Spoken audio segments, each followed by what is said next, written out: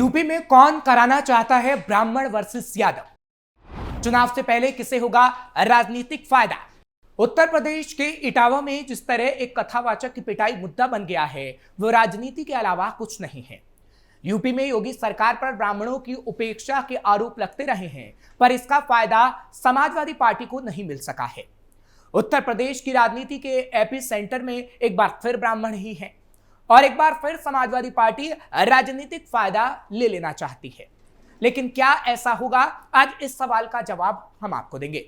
नमस्कार, capital TV देख रहे हैं आप। मैं हूं आपके साथ हर्ष भारद्वाज। सामान्य तौर पर देश में बहुत से ऐसे संत और कथावाचक हैं जो दलित और ओबीसी समुदाय से हैं, पर उनके साथ ऐसी घटना कभी नहीं हुई जैसा उत्तर प्रदेश के इटावा में हुआ। इसलिए सीधे सीधे ये बात गले से नहीं उतरती है कि कथावाचक की जाति के चलते उसके साथ ये घटना हुई। हालांकि इस घटना के पीछे कुछ और कारण सामने आए हैं, पर जब तक मामले की जांच ना हो जाए कुछ भी कहा नहीं जा सकता।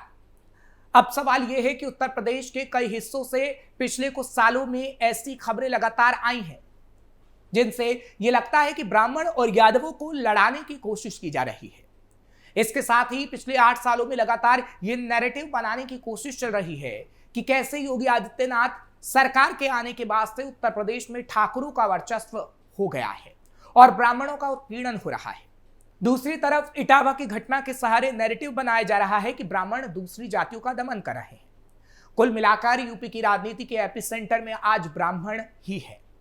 एक तरफ ब्राह्मणों के हाथ से सत्ता दूर होती जा रही है, तो दूसरी तरफ उनके वोट के लिए राजनीतिक दलों के बीच संघर्ष चल रहा है।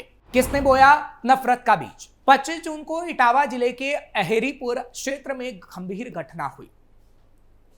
यादव समुदाय के कथावाचक के साथ मारपीट की गई। आरोप है कि स्थानीय ब्राह्मण समुदाय के कुछ लोगों को यह नागवार गुजरा कि गैर ब्राह्मण यादव कथावाचक कर रहा था। कथावाचक का सिर आधा मुंडवा दिया गया, उसकी नाक जमीन पर रगड़वाई गई और उससे माफी मांगने को मजबूर किया गया। इतना सब होने के बाद यादव कथावाचकों से बदसलूकी के मामले में अहिर रेजिमेंट के लोग भारी संख्या में दादरपुर गांव पहुंचने की कोशिश कर रहे थे। पुलिस ने उन्हें रोकने का प्रयास किया तो भीड़ ने उन पर पथराव कर डाला, जिससे चलते पुलिस को बल प्रयोग करना पड़ा।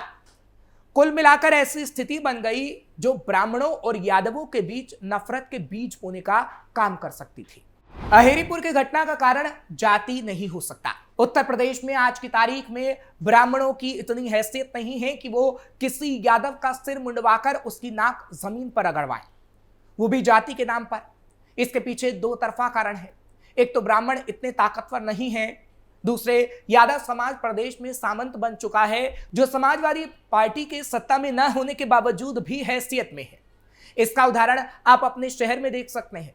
उत्तर प्रदेश के किसी भी शहर में जितनी गाड़ियां बीजेपी की झंडे वाली मिल जाएंगी, उससे ज्यादा आपको समाजवादी पार्टी की झंडे वाली गाड़ियां मिलेंगी।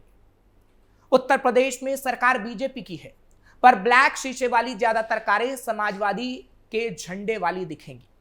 कहने का मतलब सिर्फ इतना ही है कि उत्तर प्रदेश में सरकार भले ही बीजेपी की है, पर समाजवादी पार्टी के लोगों में कोई डर नहीं दिखता। ठीक इसके उलट जब समाजवादी पार्टी की सरकार प्रदेश में होगी, बीजेपी के झंडे लगी गाड़ियां देखने को आप तरस जाएंगे। पूर्व मुख्यमंत्री अखिलेश यादव के स्वागत में आज जितनी कारों की भीड़ इकट्ठा होती है, बीजेपी जब विपक्ष में होगी तो उसके किसी भी नेता के अगवानी में गिनती की गाड़ी भी नहीं दिखेगी। दरअसल ये बीजेपी और समाजवादी पार्टी के चरित्र का ही डिफरेंस है।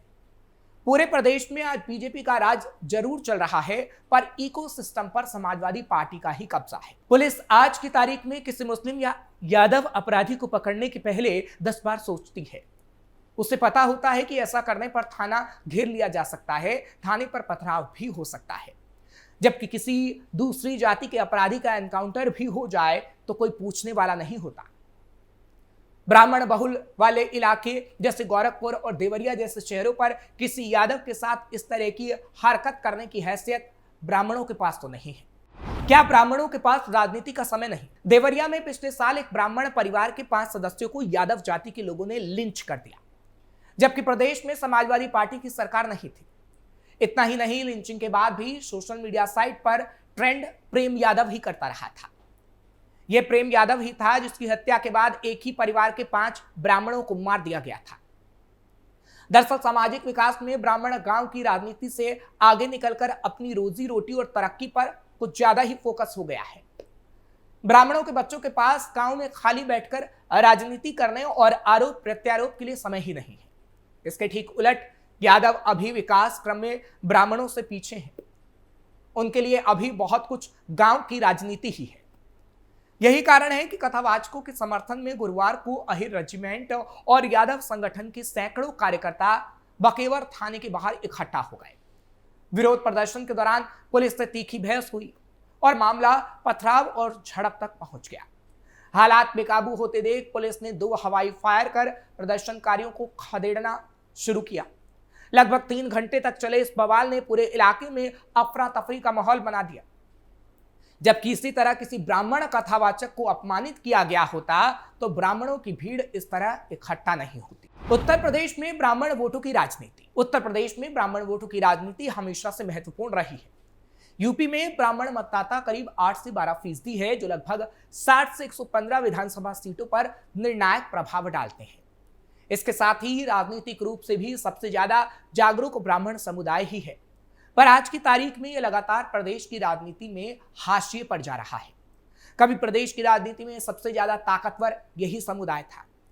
प्रदेश में सबसे ज्यादा मुख्यमंत्री इसी समुदाय के होते थे। मंत्रिमंडल के सभी मलाईदार पोस्ट भी इन्हीं के पास होती थी।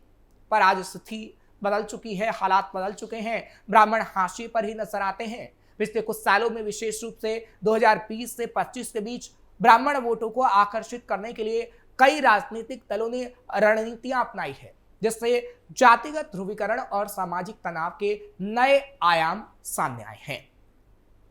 ब्राह्मण यूपी में सवर्ण जातियों का प्रमुख हिस्सा है और परंपरागत रूप से भारतीय जनता पार्टी का समर्थक रहा है। अखिलेश यादव समझते हैं कि बिना ब्राह्मणों को साथ लिए उत्तर प्रदेश की राजनीति में वो फिर ताकतवर नहीं हो सकते। 2017 में योगी आदित्यनाथ के मुख्यमंत्री बनने के बाद लगातार ऐसे नैरेटिव गढ़ने की कोशिश की गई कि यूपी सरकार ब्राह्मण विरोधी है।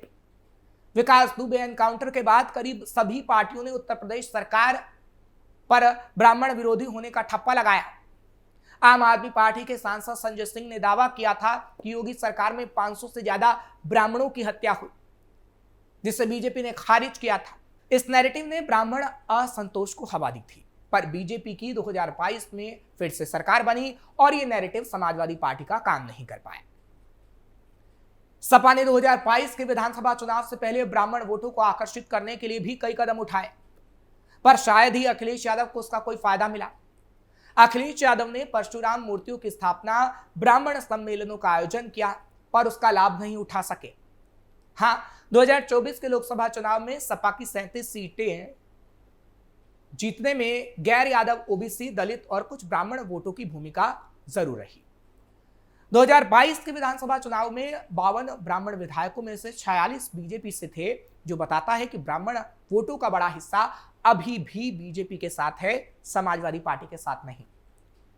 योगी सरकार पर ठाकुरवाद के आरोपों के बावजूद ब्राह्मण समाजवादी पार्टी के साथ जाने के बजाय बीजेपी को तरजीह देता है। अखिलेश यादव को लोकसभा चुनाव में मिली बढ़त के बाद ऐसा लगता है कि बीजेपी से वो कुछ % ब्राह्मणों को भी तोड़ लिए तो यूपी में खेल हो सकता है। कौशाम्बी दुष्कर्म केस में अति पिछड़े समाज की पीड़िता के बजाय अखिलेश यादव ने जिस तरह आरोपी ब्राह्मण परिवार का समर्थन किया, उससे तो यही लग रहा है कि समाजवादी पार्टी ब्राह्मण वोटों को लेकर कितनी सतर्क है और इसलिए ब्राह्मण वर्सेज यादव वो करवाना चाहती है। पर यह भी सही है कि अगर पीड़िता यादव परिवार की होती तो अखिलेश यादव का यह रूप देखने को नहीं मिलता, जिस तरह देवरिया कांड में देखने को मिला था। इसलिए साफ है कि अगर ब्राह्मण बनाम यादव संघर्ष बढ़ता है तो उसमें अखिलेश यादव को सिर्फ नुकसान ही होने वाला है, क्योंकि इस तरह के संघर्ष से ब्राह्मण के मन में यह बात जरूर आएगी कि अभी तो समाजवादी पार्टी सत्ता में नहीं है, तो ये हाल है।